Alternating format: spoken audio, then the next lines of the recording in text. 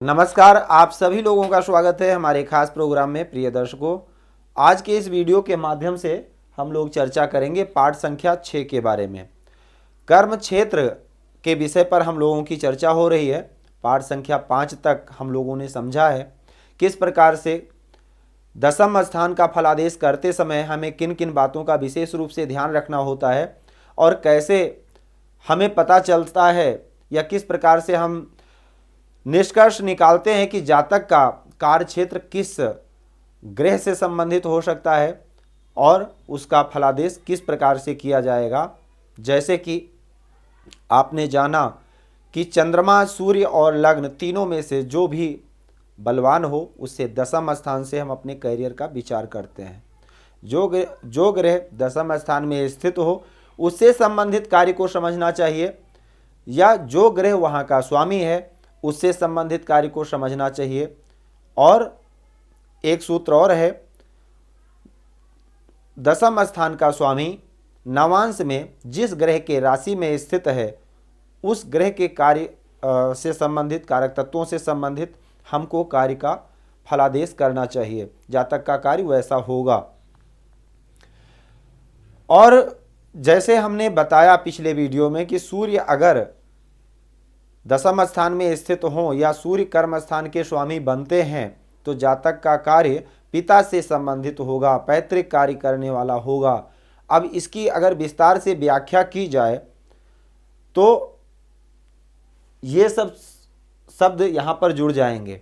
जैसे कि सूर्य अगर कर्म स्थान का कारक बनता है, सूर्य देव अगर कर्म स्थान के कारक बनते हैं तो ऐसा जातक सरकारी नौकरी, यानी सूर्य राजा ग्रह हैं, ग्रहों में राजा हैं, राज्य सरकार के कारक हैं, तो इसलिए राज्य सरकार से संबंधित जातक कार्य करने वाला भी हो सकता है।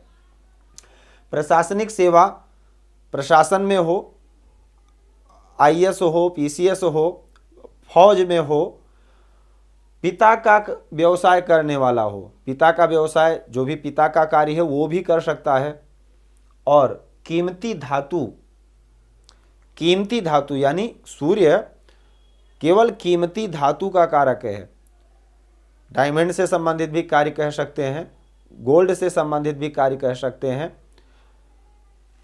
नॉर्मल अगर कहा जाए कि लोहा, पीतल, तांबा, इन सब कार्यों से संबंधित कार्य नहीं कहा जा सकता है। जो धातुएं कीमती हैं, तांबा भी काफ़ी कीमती है तो तांबे से संबंधित भी कार्य कह सकते हैं। विशेषता लोहे से संबंधित नहीं कहेंगे। कीमती धातुओं से संबंधित कार्य करने वाला हो और जो कार्य चालाकी से किया जाए, मतलब ऐसा विभाग भी दिया जा सकता है ऐसे जातक को जिसमें बहुत ही ज़्यादा बुद्धि और आत्मविश्वास की जरूरत हो, क्योंकि सूर्य ही आत्मविश्वास, मनोबल, आत्मबल के कारक सूर्य हैं। तो जो कार्य साहस के साथ किया जाए, चालाकी से के साथ किया जाए, जातक ऐसा कार्य भी करने वाला हो सकता है। देखिए, जुआ, लॉटरी, सट्टा आदि के कार्य जो हैं वो उसमें भी सूर्य का बहुत बड़ा रोल होता है, क्योंकि उसको भी हिम्मत वाले ही करते हैं। जिनका आत्मबल, मनोबल अगर हार गए तो मनोबल इतना मजबूत होता है, या रिस्क वही व्यक्ति ले सकता है जिसका सूर्य अच्छा होगा। तो सूर्य अगर अच्छा है तो ऐसा जातक ऐसे कार्य भी कर सकता है। दवा से संबंधित कार्य करने वाला हो, ऊनी वस्त्र, क्योंकि सूर्य गर्म ग्रह है, अग्नि तत्व कारक ग्रह है, तो इस वजह से ऊनी वस्त्र, जो गर्म वस्त्र हैं, ऐसे जातक ऊनी वस्त्रों का कार्य करने वाला भी हो सकता है। कोई ऐसा कार्य भी जहां पर अग्नि जलाया जाता हो, तपाया जाता हो, अग्नि से कोई वस्तु विशेष बनाया जाता हो, अग्नि से संबंधित, यानी विद्युत विभाग भी कह सकते हैं, विद्युत विभाग में काम करने वाला हो। वृक्ष निर्माण, वृक्षों का निर्माण, क्योंकि देखिए सूर्य नाम का कारक है, सूर्य आत्मा का कारक है। हम रहें या ना रहें, हमारा नाम रहेगा। कोई भी व्यक्ति मंदिर, धर्मशाला या कोई ऐसा विशेष कार्य तभी कर पाता है जब उसका सूर्य अच्छा हो, क्योंकि हम रहें या ना रहें, कोई ऐसा कार्य अगर हम कर जाते हैं, धर्मशाला बनवा जाते हैं, प्याऊ बनवा जाते हैं, तो वो अंकित रह जाता है मेरा नाम कि ये इस व्यक्ति ने बनवाया था। तो अगर सूर्य अच्छा होगा तभी आपका नाम रहेगा, नाम चलेगा आपके ना रहने के बाद भी। तो इसलिए मंदिर, धर्मशाला आदि का कार्य भी ऐसा जातक कर सकता है, या निर्माण कार्य कर सकता है, बनवा सकता है, या इससे संबंधित कार्य कर सकता है।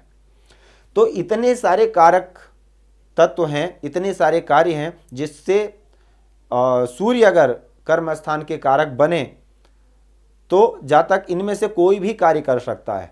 और ग्रहों का बलाबल देखने के बाद ये निर्धारित किया जा सकता है कि उसका काम किस श्रेणी का होगा।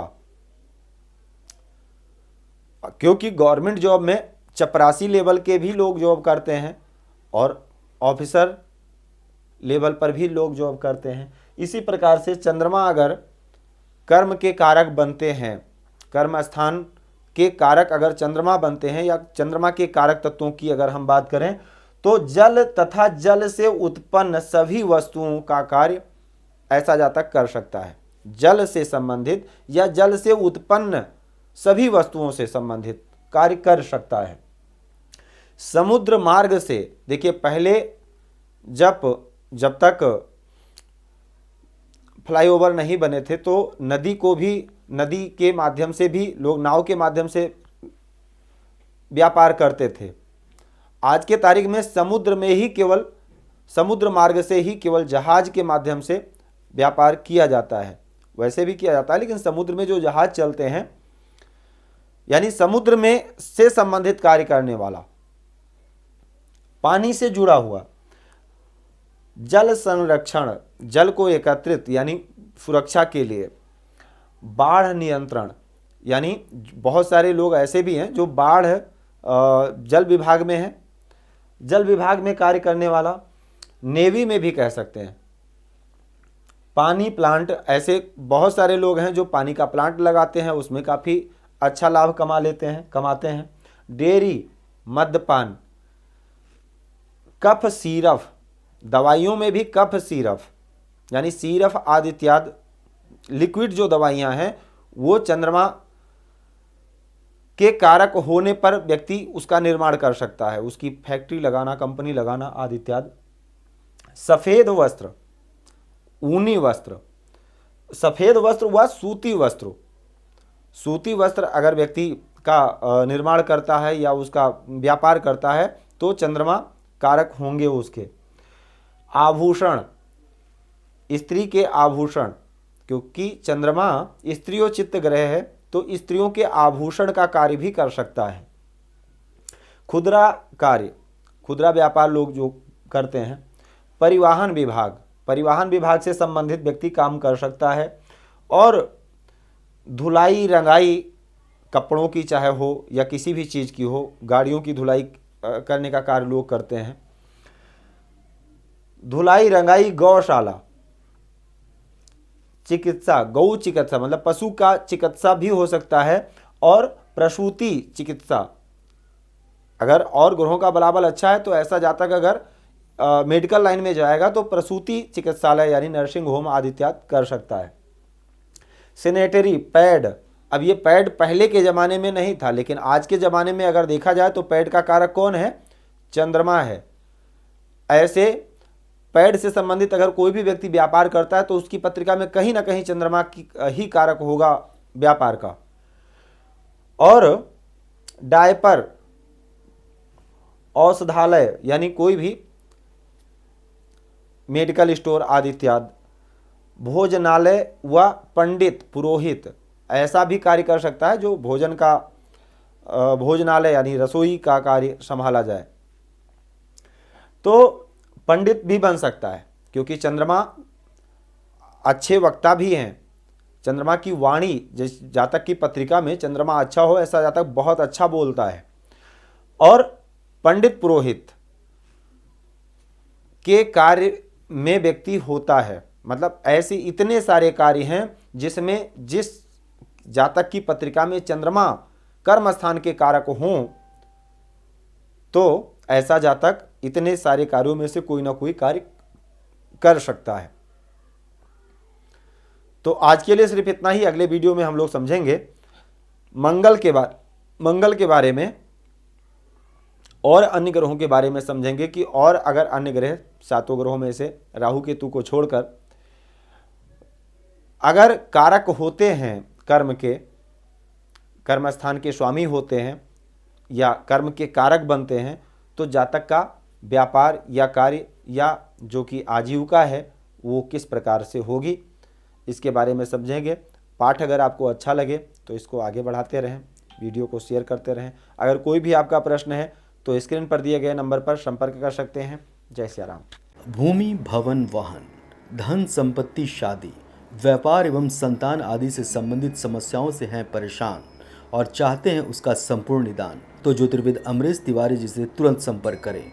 हमारे संपर्क सूत्र हैं 9718504998। हमारे यहाँ वैदिक ब्राह्मणों के द्वारा सभी प्रकार के पूजा पाठ, कर्मकांड, यज्ञ अनुष्ठान, विवाह, गृह कलेश, काल सर्पदोष व नवग्रहों की पूजा आदि कराई जाती है। हमारे यहाँ सभी प्रकार के यंत्र, राशि रत्न, कवच, जन्मपत्री एवं रुद्राक्ष सिद्ध किए जाते हैं।